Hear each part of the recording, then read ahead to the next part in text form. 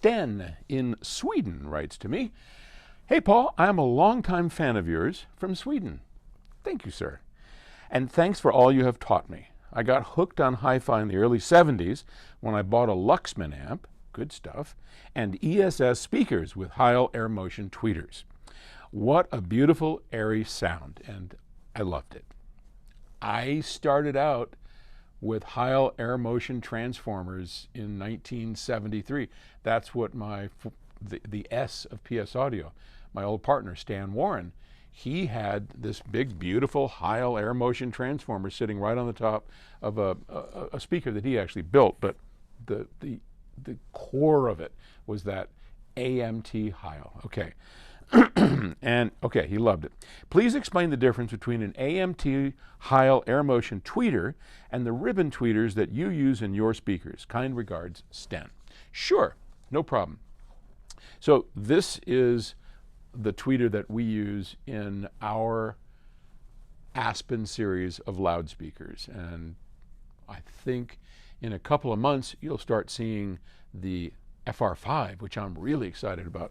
Nice stand mount, bookshelf, whatever you want to call it. I prefer stand mount because I don't think I'd put it in a bookshelf, but cool speaker. The thing goes down to like 35 hertz. Chris just killed it.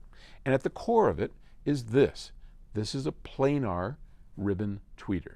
And I'm going to explain to you what that is. But let me start by answering Sven's question, Sten, about the AMT. So that AMT stands for an air motion transformer, and it was invented by Oscar Heil, an engineer. I don't think he's still with us anymore, but Oscar designed a pretty cool device for moving air, which of course is the essence of sound, right?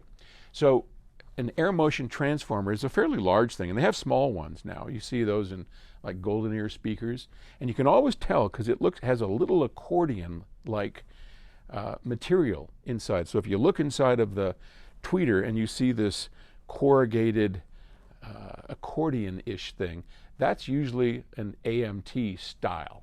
Now the big one you're talking about that used to be on the ESS speakers, about that tall, it had huge magnets along the side and this accordion.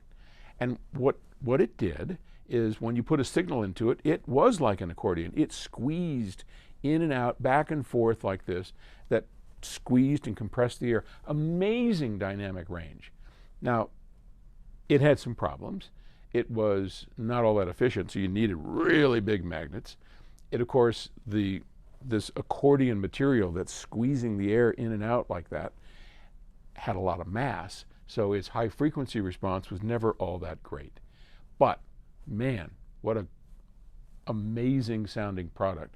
When we first started on the Aspen series, way before Chris Brunhaver joined us, I was working with an AMT version and just couldn't get it there. And Chris came and said, you know, you and Arnie, meaning me and Arnie, from Infinity, my old partner at Genesis, used planar ribbons for years. The IRS-5 planar ribbons. They're much better for a couple of reasons. I mean, they certainly don't do everything that the AMT does. Like, it can make tremendous dynamic range. The good news is tweeters don't have to make tremendous dynamic range, but they can, and these really can't.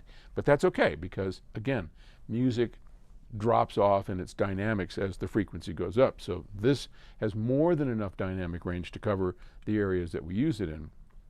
So this, called a planar tweeter, and you can see over here, if I can show you there are magnets. These big bar magnets go up and down here and back here.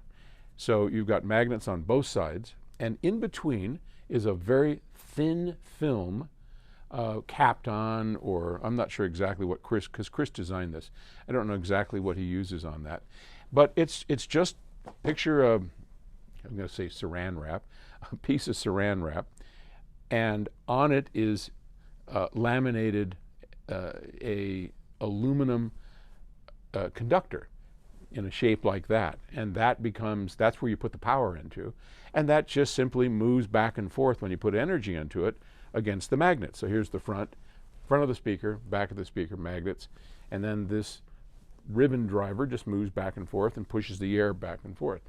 The beauty of this, and one of the things that is so enticing about the Aspen loudspeakers and use of this custom tweeter, is that when Chris designed this, he made sure that the mass of the diaphragm is lower than the mass of the air that it's moving. So that means mass, weight, whatever you want to refer to it as, it can move faster and without any kind of effort, like you would find, say, in a dome tweeter. Well, here's a little dome tweeter.